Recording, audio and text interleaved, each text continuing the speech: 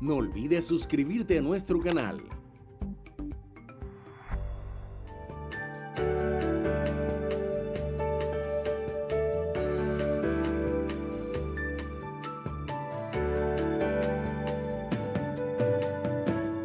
Muy bien, y continuamos con esta tercera actividad del seminario. Tendremos un conversatorio, el cual hemos llamado La salud mental, una apuesta de país. Como participantes de este espacio contaremos con importantes líderes en Colombia que desde cada una de las entidades que representan se han comprometido con el bienestar y la salud integral de los niños, niñas y jóvenes.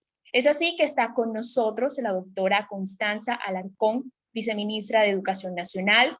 También saludamos muy especialmente a la doctora Liliana Pulido, subdirectora general del Instituto Colombiano de Bienestar Familiar, y la doctora Nubia Bautista, subdirectora de Enfermedades No Transmisibles del Ministerio de Salud. Este conversatorio estará moderado por el doctor Joaquín Han, vicerrector académico de la Universidad del Norte, a quien le dio la bienvenida y cedo el espacio para iniciar este interesante diálogo. No sin antes recordarle a todos los participantes que pueden compartir sus inquietudes por la casilla de preguntas para que al final del conversatorio podamos abordar alguna de ellas. Vicerrector, muy buenos días y bienvenido. Ingrid, buenos días, muchas gracias. Un saludo muy especial a la doctora Constanza, a la doctora Nubia, a la doctora Liliana. Un abrazo desde la lejanía a Liliana Taitamanti, una conferencia maravillosa, Liliana, muy emocionante. Es un verdadero privilegio poder acompañarlos esta mañana, poder conversar con tres funcionarias tan distinguidas de las tres entidades que son las rectoras en materia de salud mental en nuestro país. Es un honor, es un gusto. Estoy muy agradecido con el programa Pisotón por haberme invitado a formar parte de este conversatorio y ser el vocero de algunas de las muchísimas preguntas que este tema nos suscita. Un agradecimiento muy especial, por supuesto, a todos los asistentes. Me alegra profundamente saber que hay más de 1,700 personas conectadas en este momento y seguramente después habrá muchísimas más visualizaciones. Eso nos llena de una satisfacción muy grande y confirma que el programa Pisotón, que es todo un hito en nuestra universidad, y esos casi más de 30 años que Ana Rita Russo y ese maravilloso equipo de colaboradoras tienen trabajando en este programa, lo ha posicionado como un programa absolutamente maravilloso y muy pertinente para esta época. El tema de este séptimo seminario no ha podido ser mejor definido en términos de salud familiar, de salud mental y cómo ha afectado a nuestras familias. La metodología que vamos a usar, doctora Constanza, doctora Liliana, doctora Nubia, va a ser muy sencilla. En aras del tiempo voy a unir dos preguntas. Una es común para cada una de ustedes y una ya un poco más específica. Les voy a hacer las dos preguntas simultáneamente y después al final de la conversación darle espacio a algunas de las 1,700 personas que quieren conversar con ustedes. La primera en el turno es la doctora Constanza Alarcón, viceministra de Educación. Doctora Alarcón, desde el Ministerio de Educación ustedes han enfrentado un enorme reto como entidad rectora de la educación durante esta pandemia. Nos encantaría escuchar en la primera pregunta un poco su experiencia sobre las implicaciones que han tenido las diferentes medidas que desde el gobierno se han tomado para enfrentar la pandemia. Ustedes han tomado decisiones muy difíciles, Quisiéramos escuchar un poco cómo eso ha afectado, cómo consideran ustedes que eso ha afectado la salud mental de nuestras familias. Esa es la primera pregunta. Y en la segunda pregunta, yo quisiera específicamente pedirle, doctora Alarcón, que nos comentara un poco sobre la alternancia educativa y las razones que llevaron a que esa medida se tomara como medida que favorece el proceso de socialización de nuestros niños y niñas y jóvenes, y cuál ha sido el efecto sobre su salud mental. Doctora Alarcón. Qué pena, estaba silenciado. Vicerrector, muchas gracias. A los compañeros de panel también, a Liliana, a Nubia, un abrazo, compañeros de equipo de gobierno. Me uno también, tuve la oportunidad ahorita, no completa, pero sí una gran parte del tiempo, poder escuchar a la doctora Liliana. Mil gracias, muy inspiradora la intervención de ella. Y bueno, rector, yo quisiera sobre dos preguntas que nos hacen ustedes. De la primera, sobre cuáles son esas implicaciones que tiene las medidas que ha tenido que tomar el Ministerio de Educación frente a los temas de, pues en el marco de la pandemia, en temas de impacto a nivel socioemocional. Y yo sobre eso quisiera empezar muy rápidamente, decir, me voy a ir un poquito antes de la pandemia, vicerrector, y contarle a las personas, a las más de 1.700 personas que nos acompañan, lo que es importante tener en cuenta, y es los temas de desarrollo y de habilidades socioemocionales. Es un reto de país, no en el marco de la pandemia, sino que viene prevista ya en un ejercicio que antecede un trabajo importante de más de una década que se ha venido desarrollando en el país. De hecho, hoy cuando leemos y cuando revisamos los retos que tenemos en el marco de los Objetivos de Desarrollo Sostenible, en el ODS 4 concretamente, que habla de los temas de educación de calidad, ahí Colombia ocupa un lugar importante en materia de liderazgo sobre ese ODS 4.7 que habla de una ciudadanía global y que basa o que parte de la premisa de entender que lo central dentro de ese propósito fundamental que tiene la educación, que es el desarrollo humano, el desarrollo de las personas dentro de toda la comprensión y toda la posibilidad de entender sus diferentes dimensiones, pues cobra un valor fundamental en los temas educativos y en todas las apuestas y las propuestas curriculares. Entonces, nosotros cogemos el mandato que tenemos de los Objetivos de Desarrollo Sostenible, cogemos también los resultados y recomendaciones de evaluaciones nacionales e internacionales sobre el tema de competencias ciudadanas y competencias socioemocionales, pero también analizando algunos procesos de formación inicial y formación en servicio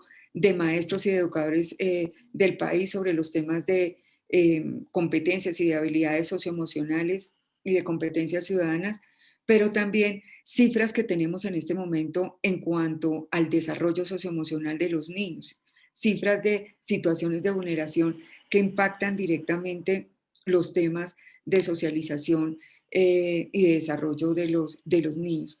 Y es ahí como hay una apuesta grande, estratégica del país en materia, desde el Plan de Desarrollo Nacional, es decir, desde el 2018, trabajar sobre lo que se venía desarrollando en materia de habilidades socioemocionales y darle una prioridad en el plan de desarrollo.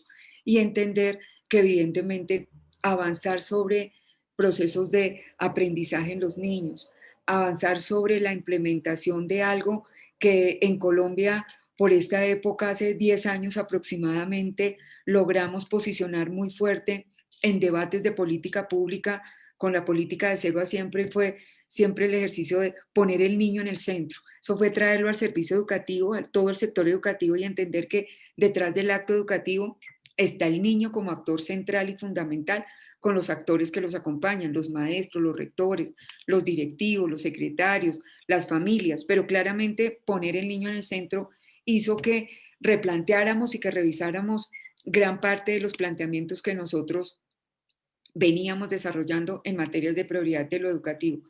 Avanzamos en priorizar las habilidades socioemocionales en lógica de una de las apuestas más grandes que tenemos en el Ministerio de Educación, que es de trayectoria educativa completa. Cogimos los temas de curso de vida y entendimos cuáles eran las habilidades prioritarias que teníamos que desarrollar en primera infancia, en adolescencia, y sobre eso establecer las líneas de trabajo que íbamos a tener, temas relacionados con diseño curricular, con los procesos de participación de estudiantes en todos los temas del ámbito escolar, los temas de promover interacciones positivas entre educadores, estudiantes, configuración de prácticas pedagógicas democráticas, inclusivas, que realmente reconozcan y partan de reconocer la diferencia. Trabajamos sobre la línea de escuela-familia como una de las estrategias que quedó planteada en el plan de desarrollo, del hacer el acercamiento y la vinculación a los temas de la familia, al proceso educativo de los niños, y el fortalecimiento, que es nuestra principal herramienta, que está sustentada en una ley, que es el fortalecimiento del Sistema Nacional de Convivencia Escolar, el cual tiene capítulos en las secretarías de educación, es decir, a nivel territorial y a nivel local. Desde ahí entonces empezamos a entender que el ejercicio tiene una dimensión muy grande dentro de la posibilidad de promover los temas de prácticas que favorezcan la interacción y que favorezcan el intercambio y el acercamiento de los maestros con los niños, entre los niños, como el escenario fundamental para construir aprendizajes significativos, en el entendido de que cada proceso de aprendizaje de los niños pasa necesariamente por su interés, por su motivación, por el afecto que le tenga a lo que quiere aprender, a lo que está explorando, a lo que interese, y ese es un reto muy grande en los temas educativos. Viene entonces ahora lo que nos pasa a comienzos del año pasado, entramos en el tema de la pandemia, y pues todo lo que era un planteamiento de base directamente manejado para impactar la calidad educativa, pues entra en una afectación directa, porque lo que preciso se afecta con las medidas que se toman en los temas de aislamiento, pues es el tema de la interacción y del acercamiento de los diferentes actores en el sistema educativo. Y ahí sobre eso empezamos a encontrar elementos que han sido fundamentales dentro del análisis y del estudio que hemos venido haciendo, y es: Colombia toma la decisión rápida, la toma hacia la segunda semana de marzo, de irnos al aislamiento preventivo, y lo primero que decide retirar en ese momento y aislar es el sistema educativo. Hoy la UNESCO le dice a uno, pero ya después de un año de implementados medidas para entender la pandemia. Hace un año nadie entendíamos nada, y por eso la medida fue absolutamente acertada, y fue, primero que todo, salvaguardar las condiciones de niños, niñas, adolescentes y obviamente de los maestros, y entramos en aislamiento preventivo. ¿Qué ha pasado después de un año de este ejercicio? Pues nos encontramos con efectos muy fuertes, muy grandes en materia de desarrollo emocional de los niños. Hoy claramente la evidencia generada por la UNESCO, por UNICEF, nosotros tenemos como Ministerio de Educación, con el apoyo del Ministerio de Salud, un comité científico que semanalmente nos está ayudando a consolidar y a reflexionar sobre las decisiones que tengamos que tomar respecto al retorno gradual, progresivo y seguro de los niños y adolescentes a las instituciones educativas. Pero ahí nos hemos encontrado claramente que los efectos están puestos directamente sobre el desarrollo de los niños, de los maestros y de las familias. De los niños hay una pobreza importante para el proceso de aprendizaje. Las secuelas empiezan a vivir hoy, pero claramente en el mediano plazo vamos a tener efectos gravísimos a nivel del proceso educativo de los niños. Hay dificultades en procesos de lectura, en procesos de aprendizaje de matemáticas, en procesos de desarrollo de pensamiento también comprensivo alrededor de los temas de lectura y escritura, que son habilidades básicas en el proceso de desarrollo de un niño. Entonces, evidentemente, ahí la evidencia empieza a mostrar implicaciones fuertes que se tienen por el distanciamiento que hay, las condiciones en que se ha venido desarrollando el sistema educativo. Vale la pena decir, un país que tiene serios problemas de conectividad, donde los temas de acceso a Internet o acceso a un tema de herramientas tecnológicas solucionaban una parte del proceso. No somos una sociedad alfabetizada totalmente en el uso de medios digitales, así que tampoco era la solución solamente tener toda la comunidad internet, pero sí le facilitó a un grupo de maestros mantener al menos el contacto directo con los niños, prevenir deserción y lograr entender la crisis por la cual las familias y los niños estaban pasando durante todo lo vivido el año pasado. Así que nosotros tuvimos que trabajar muy fuerte con los maestros, dándoles herramientas a nivel de radio, de televisión, de apoyos inclusive en el tema de acceso a tecnología, guías impresas, cartillas, diferentes recursos a los maestros para tratar de prevenir la deserción escolar, que es una de las implicaciones grandes, con un tema adicional que en este momento nos angustia de manera importante, y es no solo los temas de deserción, sino la desconexión, llamamos nosotros, no necesariamente tecnológica, sino la falta de continuidad de un proceso de aprendizaje de los niños en este momento, como una de las condiciones más fuertes, más difíciles de trabajo. Hoy que estamos viviendo también agotamiento y fatiga por parte de los maestros, les ha tocado duplicar sus horas de trabajo y claramente algunos de ellos han hecho un esfuerzo enorme por generar una alfabetización propia en temas de uso de tecnologías, pero el mismo uso de WhatsApp, que básicamente el sistema se ve reducido casi que al envío de guías a través de medios telefónicos, a responder guías, talleres y volverlos a enviar, pues evidentemente estamos perdiendo de base lo fundamental que yo hablaba al comienzo, y es entender que la interacción y la posibilidad de contacto directo de los adultos significativos para los niños, los padres que los han tenido, pero padres con alteraciones en sus estados también emocionales importantes por la fatiga que tienen a nivel económico y a nivel emocional con el cuidado permanente de los niños, pero los maestros también por el estrés que le ha generado un sistema al cual ellos nunca habían estado expuestos, y los niños directamente por la falta de contacto, pues han generado condiciones obviamente que nos llega a incrementar los usos, digamos, los riesgos que tenemos en uso inadecuado del tiempo. Se nos han incrementado los temas también relacionados con situaciones de maltrato, de violencia, temas relacionados con embarazo en adolescente. Es en este momento, desde el Ministerio de Educación, con las visitas que estamos haciendo en territorio, hablando directamente con las comunidades, con líderes comunitarios, con líderes sociales, con personas que necesitamos se adhieran a este gran propósito de hacer apertura lo más pronto posible a las instituciones educativas. Es claro que hay un llamado importante a poder generar estrategias que logren entrar a prevenir situaciones de violencia, maltrato, pero los temas de embarazo en adolescente lo pongo como un tema prioritario porque nos está ocupando de manera especial en este momento en el Ministerio de Educación, por ser una de las afectaciones a las cuales se atribuye la desconexión del niño del sistema educativo con las otras condiciones que están pasando. Les tocó asumir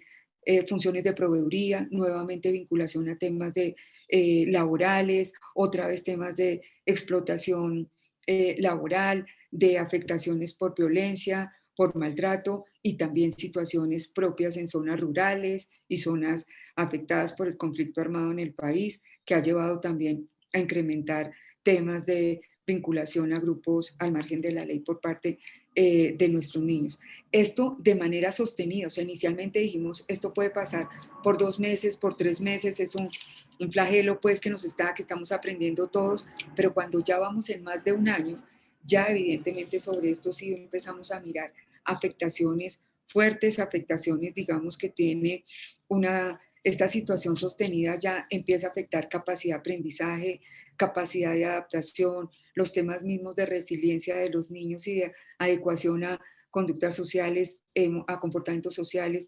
Hemos encontrado en conversaciones con equipos de educación inicial, carencia importante de niños que empiezan a retornar o empiezan a tener contacto con los maestros con dificultades en comunicación, dificultades también en temas de interacción, conductas de ensimismamiento, de timidez, situaciones relacionadas también con comportamientos de bajo vocabulario, situaciones de motricidad también que afectan directamente a los niños, que claramente los temas de pantalla no lo iban a solucionar, ni en los más pequeños y con los niños más grandes, con población de adolescentes en educación media.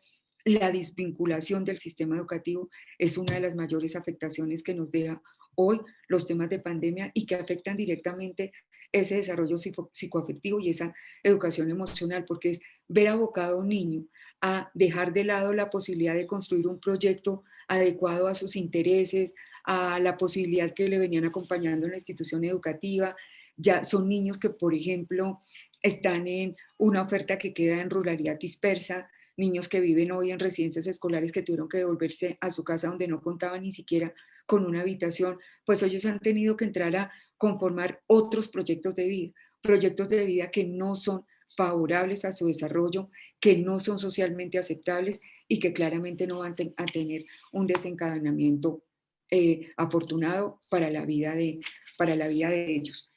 Usted me hacía dos preguntas que son dos preguntas de amplia complejidad y me decía la segunda estaba más referida al tema entonces de por qué el Ministerio de Educación insistir o avanzar en los temas de alternancia y de alternancia más que alternancia, los temas referidos o relacionados con la presencialidad. La alternancia es la estructura que nos toca manejar por temas del aforo y es que todos los niños no pueden ir al tiempo, pero empezamos a encontrar ya una oferta importante del país.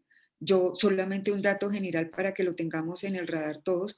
Cuando hablamos de nuestros niños y niñas en Colombia, estamos hablando de que ellos asisten en una matrícula que supera los 10 millones de niños, asisten a sus instituciones educativas. Esas instituciones educativas están organizadas en cerca de 53.000 sedes a nivel nacional. De esas 44.000 sedes son del sector oficial, pero vale la pena decir que cerca del 80% de las sedes son sedes que tienen asistencia de menos de 100 niños. Pongo el dato porque es fundamental que nosotros entendamos en este momento por qué insistir en que cubiertas las condiciones de bioseguridad para lo cual ya existieron desde el año pasado, se entregaron los recursos a todas las instituciones educativas y a las secretarías de educación y superado los protocolos de bioseguridad con base en los 6 requerimientos que nos hace el sector salud para garantizar y cuidar la vida y la integridad de las personas. Hoy el planteamiento es la institución educativa es el lugar más seguro donde pueden estar los maestros y los niños. El nivel de afectación del contagio sigue siendo afortunadamente de bajo impacto para la población infantil. Sigue siendo un factor que favorece que los niños convivan y estén en espacios que tengan las condiciones necesarias y suficientes de bioseguridad. Pero ¿qué pasa en este momento? Pues hay temores, hay angustias, las familias han sido desafortunadamente muy desinformadas. Nosotros hemos venido haciendo campañas y abriendo espacios fuertes, pero hay, digamos, diferentes formas de ver, entender y de comunicar el proceso.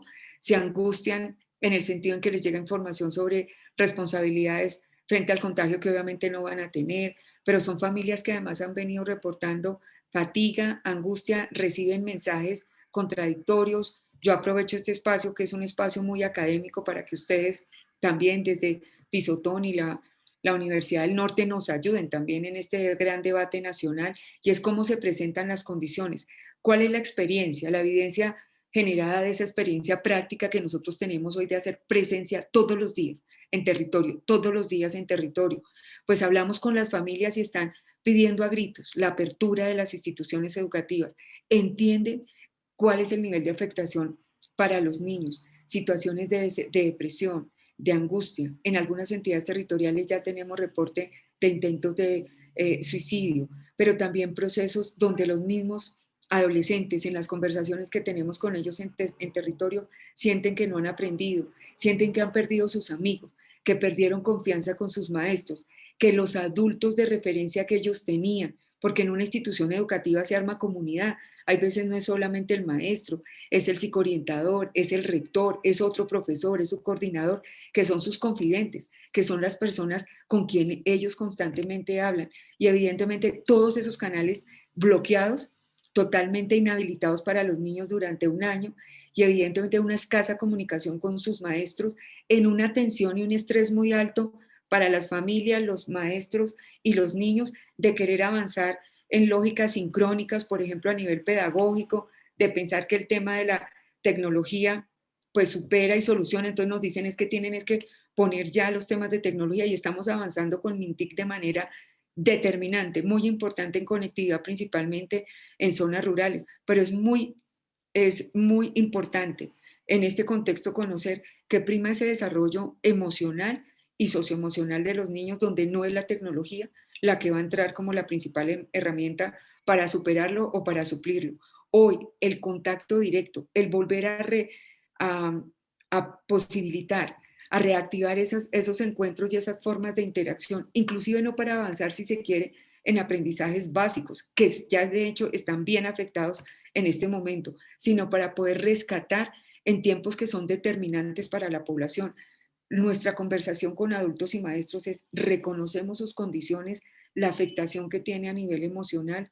Las familias hoy también fatigadas, ya agotadas, no saben cómo acompañar el proceso educativo de los niños.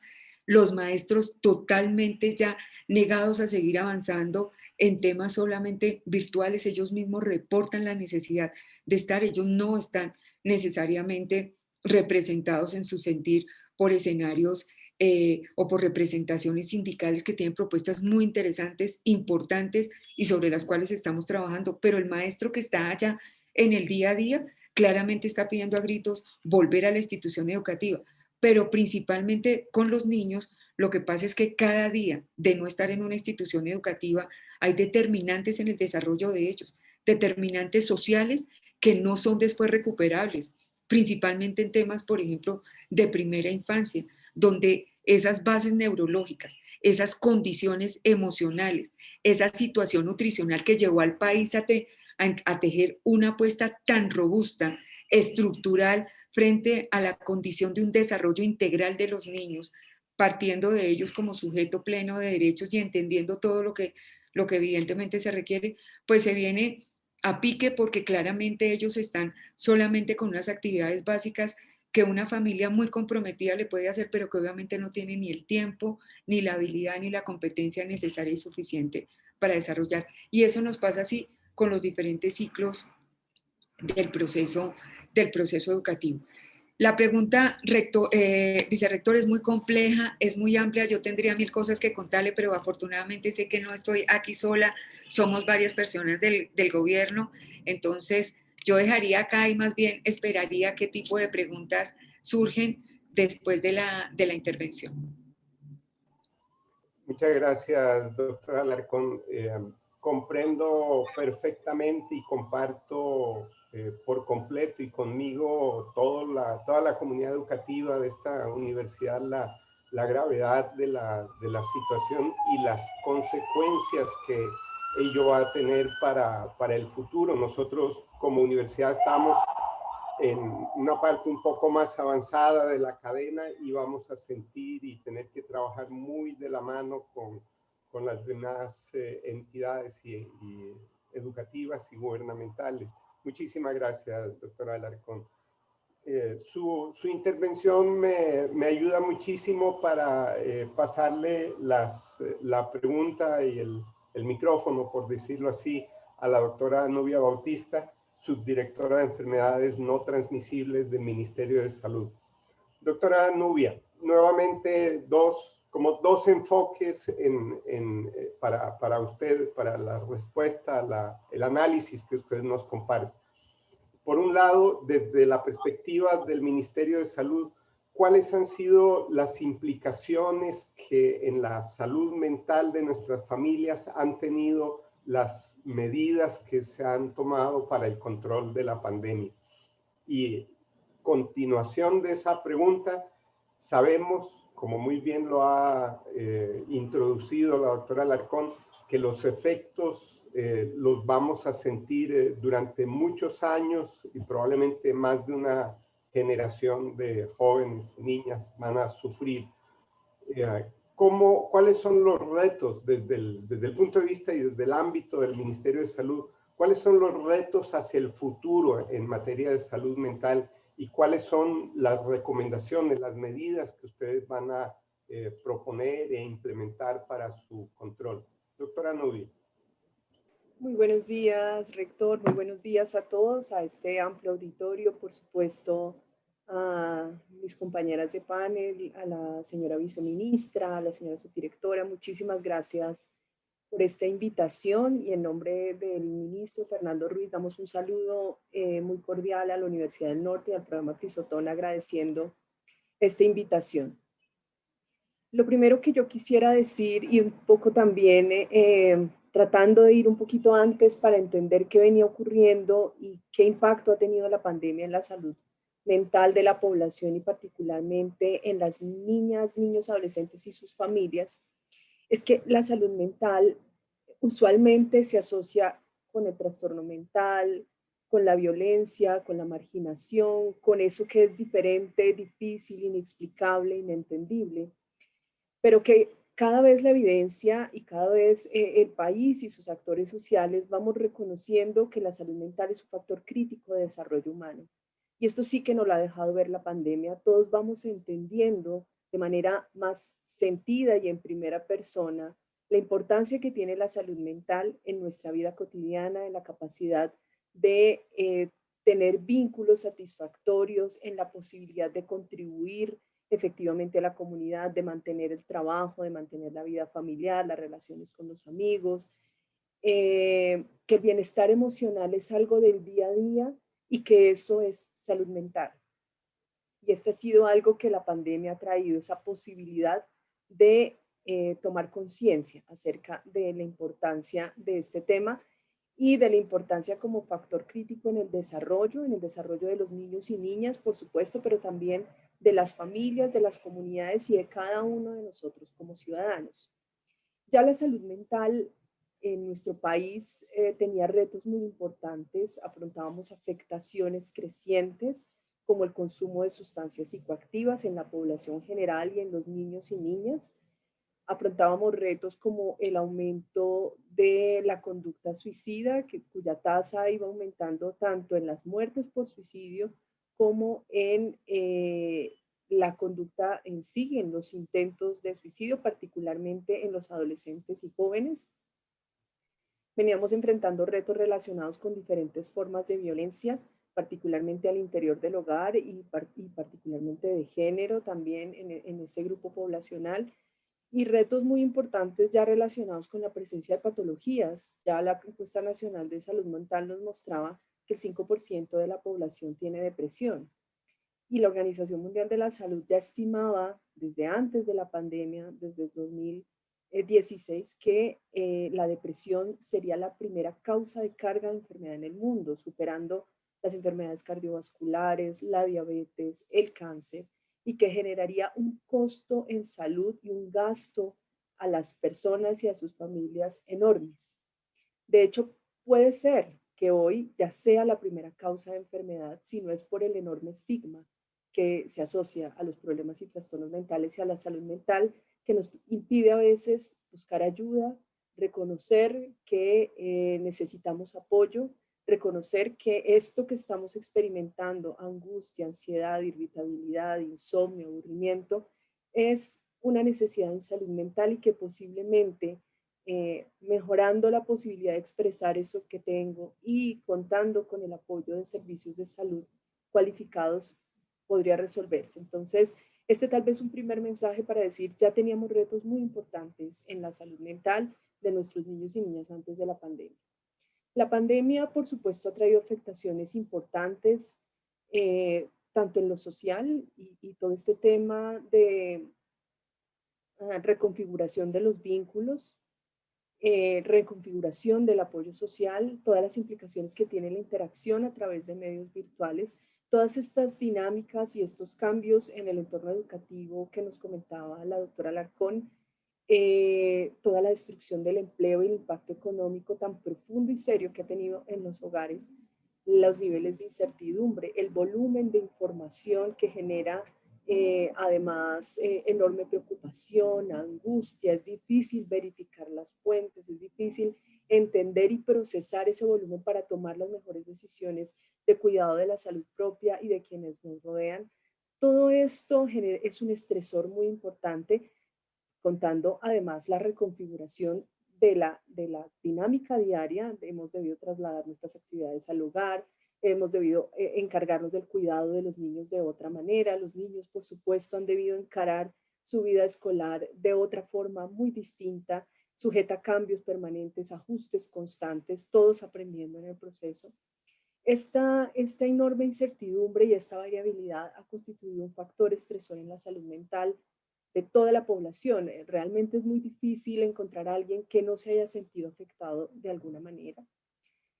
Y esto seguramente a futuro, y ya lo muestran algunos estudios prospectivos de grupos muy reconocidos como la Lancet Commission, la Comisión Lancet, en su capítulo de salud mental, hace prever que van a aumentar no solo estas manifestaciones de malestar emocional y estas relaciones que muchas veces se tornan o insatisfactorias o conflictivas o difíciles, muchas veces también de apoyo genuino, por supuesto.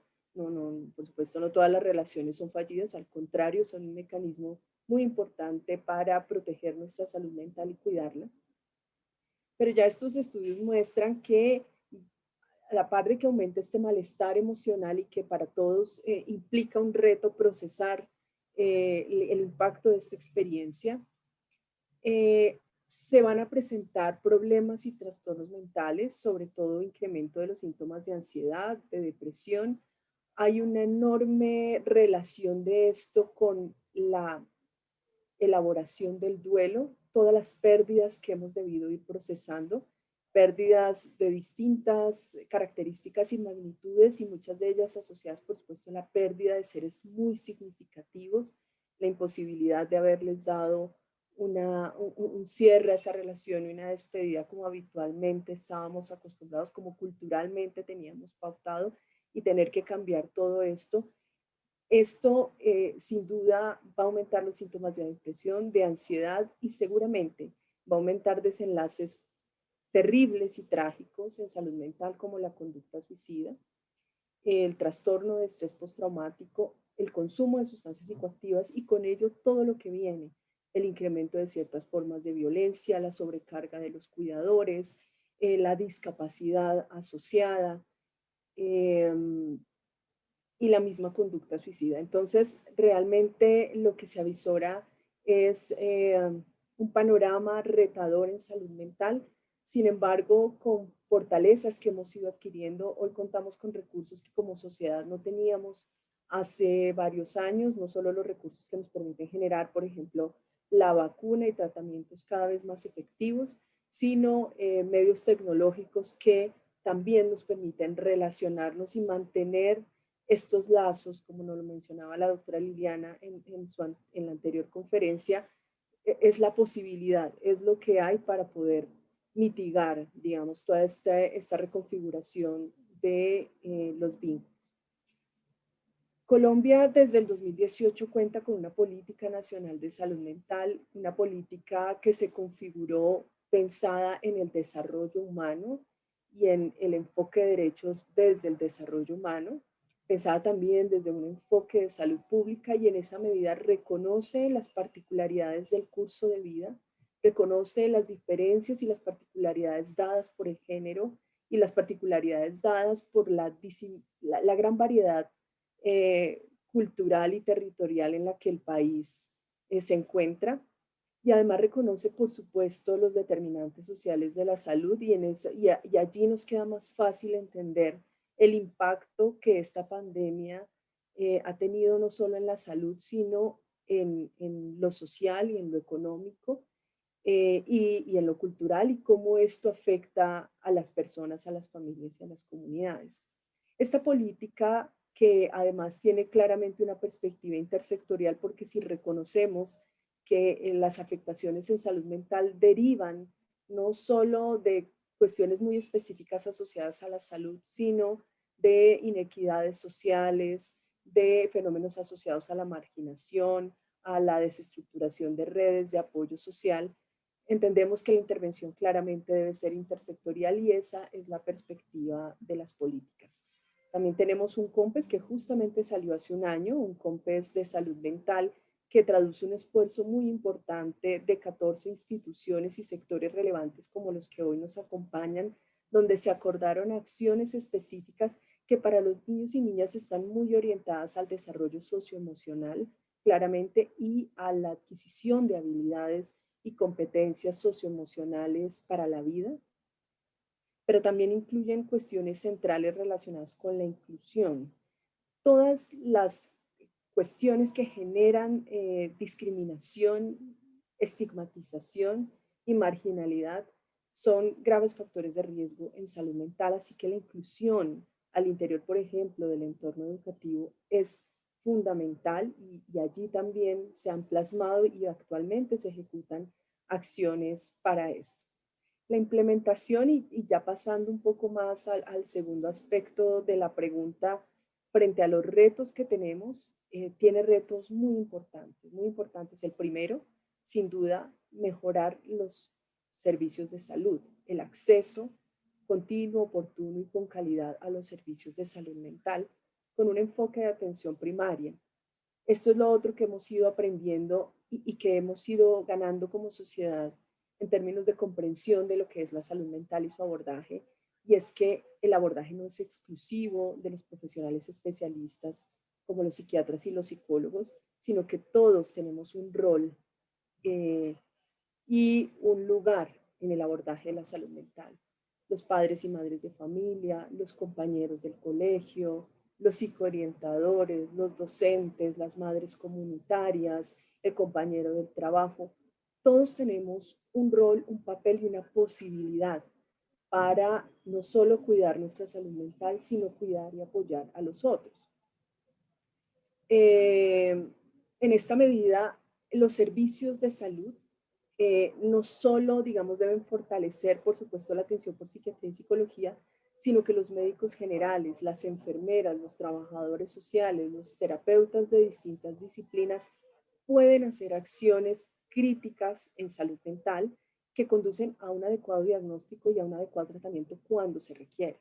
Recordemos que el volumen de población no es poca. La encuesta nacional de salud mental nos decía que casi la mitad de los niños tienen indicio de algún problema mental, por ejemplo, asustarse o ponerse nervioso sin razón. Esto ya indica que hay algo que seguramente está afectando el bienestar emocional y la salud y el desarrollo de ese niño. Este niño requiere contención familiar, contención en sus círculos cercanos, pero también la valoración de un profesional sensible y formado en salud mental, con una formación básica, pero por supuesto basada en la evidencia y que le permita adquirir esas herramientas de abordaje en el nivel primario. Y ese es el fortalecimiento en salud mental que requerimos porque nuestros profesionales especializados están altamente concentrados en 4 grandes ciudades, en Bogotá, en Medellín, en Cali y en Barranquilla. Allí está más del 50% de los psiquiatras del país y siempre serán muy pocos, aquí y en el mundo, siempre seremos pocos los psiquiatras. Claramente todos debemos, digamos, debemos fortalecer esas habilidades de todos, no solo quienes trabajamos en la salud, sino en sectores sociales y en la vida cotidiana misma, para apoyar a las personas con necesidades en salud mental. Pues fortalecer los servicios de salud es un tema fundamental y allí hay toda una orientación de política que son las rutas integrales de atención en salud. Esta es la herramienta clave para fortalecer este aspecto. Lo segundo es el actuar intersectorial en varios aspectos, en el abordaje de los determinantes sociales y de reducir las inequidades. Todos los temas de acceso a educación, a vivienda digna, a protección social son claves en el cuidado de la salud mental. Todo este tema de habilidades socioemocionales que hay que promoverla en todos los entornos. Esto no es solamente de salud o no solamente de educación, sino que las habilidades socioemocionales las requerimos también en el trabajo, por ejemplo. Esto es algo que se puede motivar, cultivar y fortalecer en todos los momentos del curso de vida. Y también todas las acciones que nos permitan detectar tempranamente los riesgos en salud mental. Todos debemos entender y poder saber qué es la salud mental, cuándo una persona está en riesgo y por supuesto qué hacer y a dónde acudir. Y aquí hay recursos importantes que por supuesto deben seguir fortaleciéndose, como la línea 192 opción 4, una línea de apoyo en salud mental nacional que funciona, es gratuita, por supuesto, 24 horas, 7 días a la semana, para apoyar a las personas que tienen necesidades en salud mental y apoyarlos en el acceso a servicios sociales y de salud. Así que los retos son muy amplios. Allí el rol de la academia es fundamental y esto me parece muy importante mencionarlo en este escenario porque las políticas y el despliegue y la implementación requieren, por supuesto, de la mejor evidencia disponible. Así es que se construyen, este es el mejor soporte y además es este lenguaje que nos permite hablar entre distintos sectores. Cuando hablamos desde la evidencia, podemos dialogar mucho mejor. Cuando hablamos desde la evidencia y por supuesto de una perspectiva de desarrollo humano, podemos entender mejor el lugar de cada sector en una tarea tan de largo aliento como es el cuidado de la salud mental, tan exigente además. Pero la academia, aparte de aportar evidencia, tiene un rol fundamental en la evaluación de acciones programáticas en salud mental.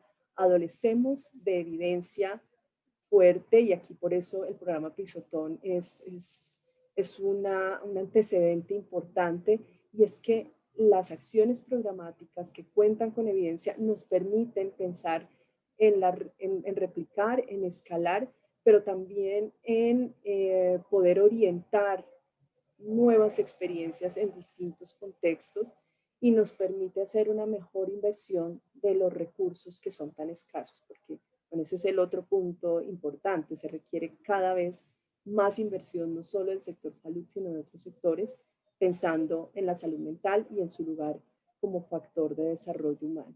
Así que, bueno, de momento dejaría allí mi intervención y por supuesto estoy presta a todas las preguntas y a las inquietudes y a continuar el diálogo. Muchas gracias. Muchas gracias, doctora Nubia. Muy interesante y muy valioso su análisis, igual que con la doctora Alarcón lo comprendo y lo comparto, por supuesto. Quiero subrayar su anotación sobre la conciencia, el consenso que se ha generado a nivel nacional acerca del tema de salud mental, que antes nuestra nación no era tan consciente de su importancia para nuestra salud mental colectiva nacional. Doctora Liliana Pulido, subdirectora del Instituto Colombiano de Bienestar Familiar. Con usted voy a hacer, en aras del tiempo, un pequeño ajuste en las preguntas, doctora Liliana, con su venia. Me gustaría preguntarle cuáles han sido en todo este contexto que tan bien han descrito desde el Ministerio de Educación y desde el Ministerio de Salud, cuáles han sido las lecciones aprendidas por el Instituto Colombiano de Bienestar Familiar en todo este proceso. ¿Cuáles son las recomendaciones que desde el ente rector en materia familiar ustedes le pueden hacer a las familias para lograr una regulación emocional al interior de las mismas, teniendo todo este contexto tan dramático, tan difícil que ustedes por supuesto han vivido y para el cual por supuesto han diseñado medidas de acompañamiento desde el principio de la pandemia? Doctora Liliana. Muchas gracias, vicerrector Joaquín. Un saludo caluroso y un agradecimiento por la invitación a este importante espacio. A la viceministra Constanza, un abrazo enorme, y a la doctora Nubia, subdirectora de enfermedades, a quien no conocía hasta ahora. Muchas gracias por la información de su intervención. Y digamos, felicitaciones por la importante convocatoria. Un saludo a las más de 1.500 personas que están conectadas en este momento.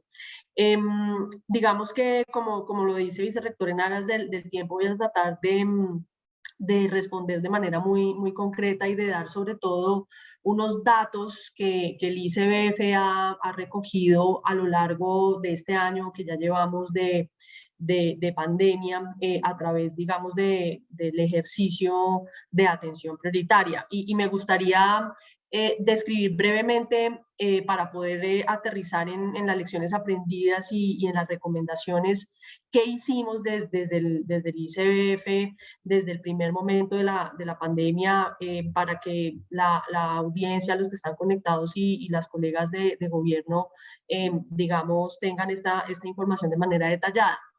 El ICBF fue una de las entidades del gobierno nacional que transformó de manera, en tiempo récord, diría yo, a través de una flexibilización de sus servicios, la respuesta a la atención, digamos, de nuestros niños, niñas y adolescentes, y lo hicimos, digamos, con base en 13 pilares fundamentales.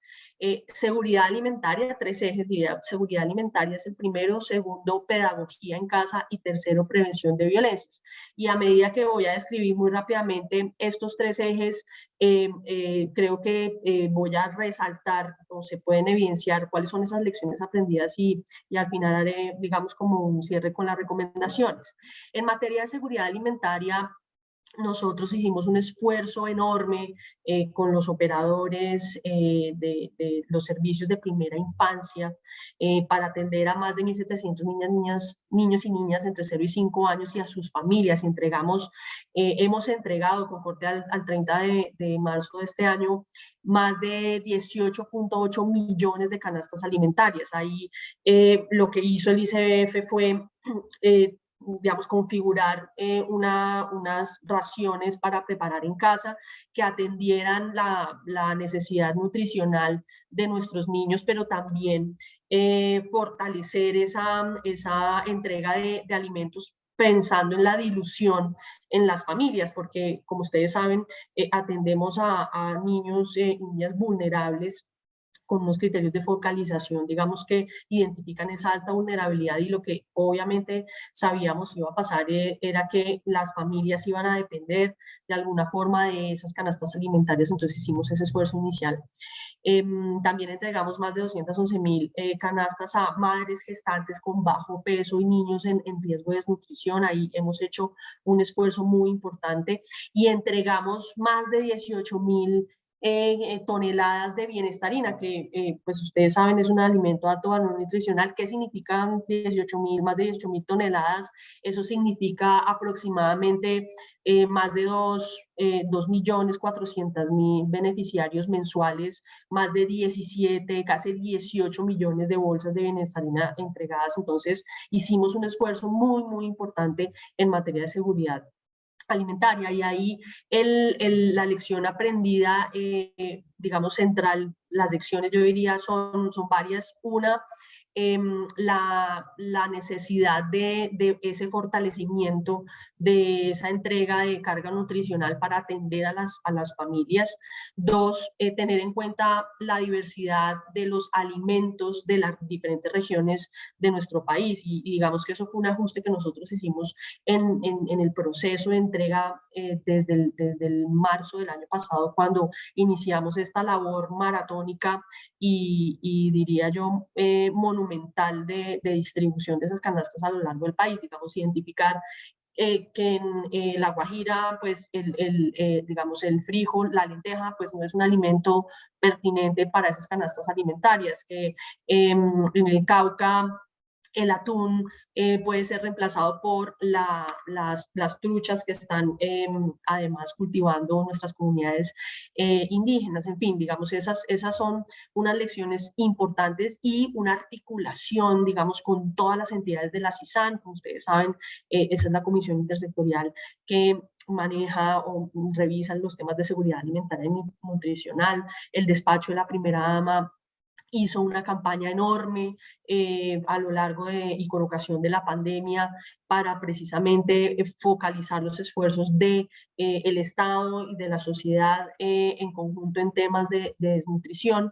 Entonces ese proceso, digamos, de articulación interinstitucional en un esfuerzo colectivo fue muy importante. El segundo bloque de pedagogía en casa, no sé si algunos de ustedes conocen la estrategia de Mis Manos Te Enseñan. El ICBF hizo un desarrollo innovador muy, muy rápido, se reaccionó de manera inmediata y se montó esta estrategia que garantiza, digamos, el desarrollo motor, cognitivo, socioemocional de niños y niñas de 0 a 5 años, además pensando en que sus padres de familia, sus cuidadores, eran uno de los agentes principales para tener un proceso pedagógico permanente, estructurado, y con un acompañamiento constante a esas familias.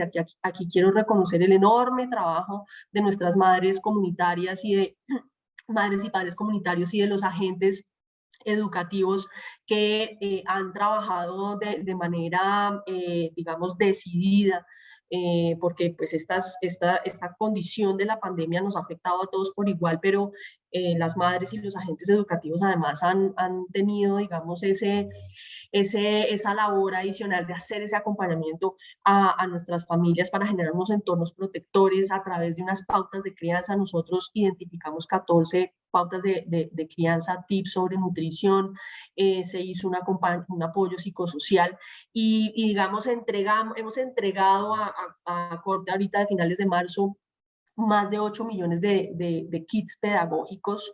Hemos hecho 84 millones de acompañamientos pedagógicos. Esas cifras, digamos, que maneja el ICF, pues son, insisto, monumentales, y ese acompañamiento es ahí donde el trabajo de las madres y padres y agentes, padres y padres comunitarios y agentes pedagógicos ha sido fundamental.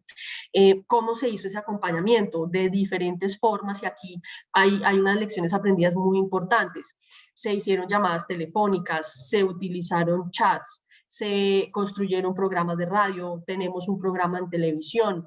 Digamos, hemos utilizado todo tipo de medios para llegar a nuestras familias.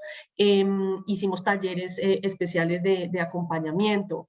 Bueno, en fin, digamos, creo que ahí además hay un reconocimiento muy importante de la estrategia Mis Manos Te Enseñan por parte del Banco Mundial, por parte de la OCDE, y nosotros, digamos, creemos que ese tipo de estrategias tienen que escalarse, incluso con ocasión, digamos, del trabajo con el Banco Mundial y con la OCDE. Esa estrategia es referencia en este momento en varios países de América Latina.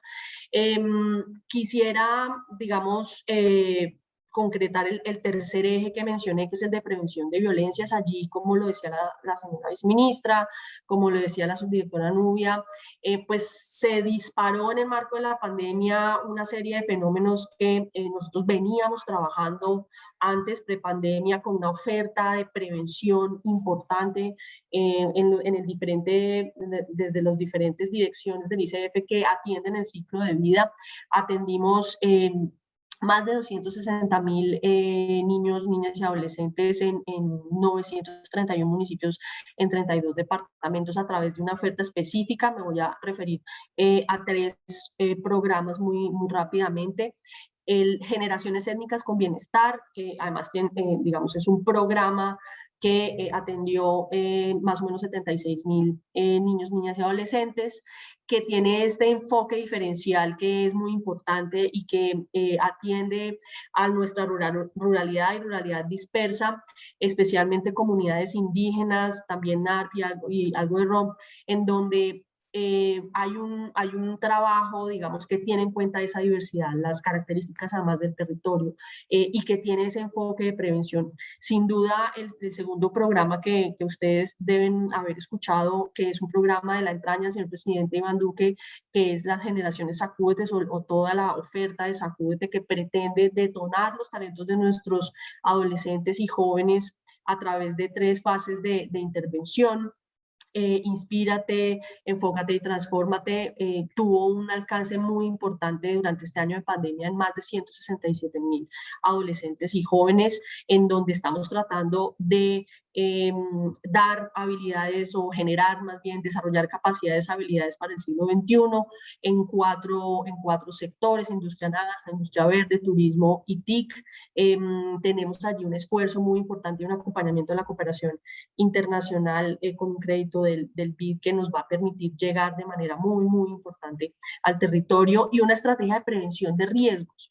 Que el año pasado tenía identificados más de 11 riesgos, en los que está el de reclutamiento, consumo de spam, trabajo infantil, todos riesgos que además, repito, infortunadamente tuvieron un crecimiento importante durante la pandemia. Creo que la flexibilización de los servicios, la capacidad de resiliencia institucional y de nuestras familias y de nuestros agentes educativos son dos grandes, digamos, activos que descubrimos en este contexto tan complejo y que le permitieron al ICBF, digamos, reaccionar muy rápidamente, soportar esta acción en territorio a través del talento humano con el que contamos que, digamos, ha sido maravilloso, nuestros defensores de familia y todos los equipos de unidades móviles que trabajan el tema de protección. Han tenido que, digamos, de nuevo, en unos esquemas tan difíciles como los que estamos enfrentando, a atender más de 27.400 procesos de restablecimiento de derechos que tuvimos en 2020.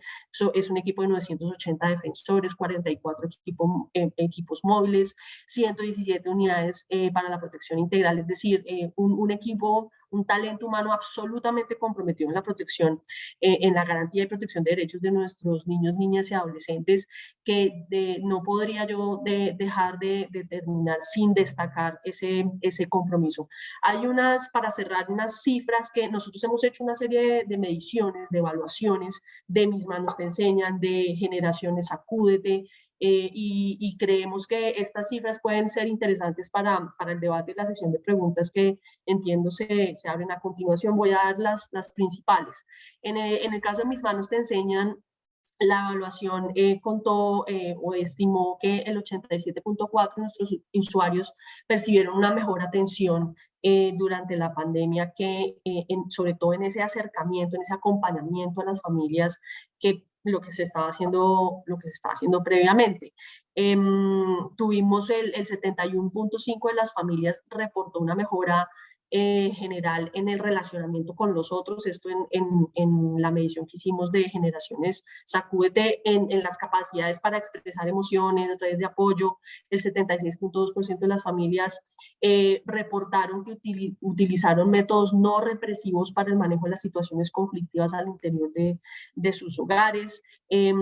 También se reportó una reducción del uso del castigo físico como medio de gestión del conflicto, y allí, pues, como ustedes saben, el gobierno nacional tuvo como prioridad todo el trámite de la ley contra el castigo físico. El 78.6% de las familias reportó digamos, como una mejor perspectiva de proyecto de vida familiar después de ese acompañamiento psicosocial que realizamos. También es importante decir que, pues, digamos, hemos identificado que esos son los positivos. Por supuesto, hay muchas cosas por hacer, hay una información fundamental que recogimos de esas evaluaciones y sobre la que estamos trabajando en temas de salud mental. Rápidamente, más o menos el 37% de los niños niños y niñas que participaron de la estrategia Mis Manos Te Enseñan han demostrado irritabilidad y llanto más frecuente de lo normal. En el 67.2% de los casos el ICBF priorizó ese acompañamiento a estos niños y a sus familias.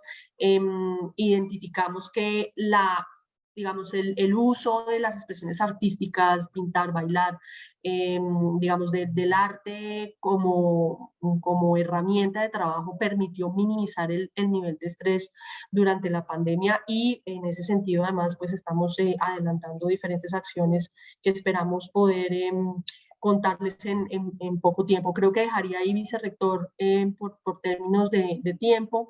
Pero pues estamos aquí, por supuesto, comprometidos con las preguntas que nos puedan formular, y reiterar la disposición del ICBF para seguir garantizando y protegiendo los derechos de nuestros niños, niñas, adolescentes y ahora nuestros jóvenes. Gracias. Muchas gracias, doctora Pulido. Escuchándola, yo me preguntaba, ¿qué sería de este país sin el ICBF? Sí, es un honor. Muchas gracias. Es un honor y es un privilegio trabajar en esta entidad, en realidad. Sí, es una entidad que es verdaderamente importante y fundamental para todos nosotros. Yo tengo digamos, la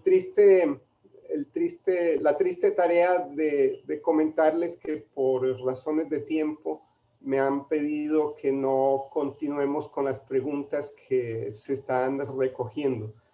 Me confirman que las preguntas se van a responder, es decir, no van a quedar sin ser atendidas las inquietudes de las personas que nos han comunicado sus dudas, sus observaciones, pero les encarezco, les pido comprensión por razones de tiempo. Está ya pendiente el siguiente punto de la agenda tan bella que han preparado mis compañeras de Pisotón y la presentación de la Ley de Educación Socioemocional. Así que reitero nuevamente un agradecimiento muy grande a la doctora Constanza, a la doctora Nubia, a la doctora Liliana, 3 representantes magníficas de las 3 instituciones directamente involucradas en temas de salud mental en este país. Y reitero nuevamente mi admiración profunda por el programa Pisotón, por Ana Rita, su bellísimo y comprometido equipo. Así que a todos ustedes, con mis excusas por razones de tiempo, Ingrid, estamos listos para el siguiente punto del día. Muchísimas gracias. Muchísimas gracias a usted, doctor Joaquín Han, también a la doctora Constanza Alarcón, a la doctora Liliana Pulido y a la doctora Nubia Bautista por acompañarnos en este seminario. Y así como usted dice, vamos a dar respuesta a las diferentes inquietudes que nos han llegado. También queremos darle las gracias a las más de 1.600 personas que continúan con nosotros en esta jornada desde los distintos lugares de nuestro país.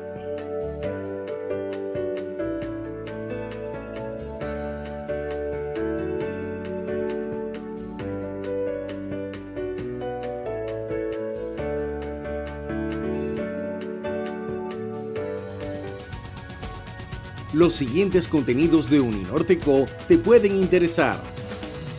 No olvides suscribirte a nuestro canal.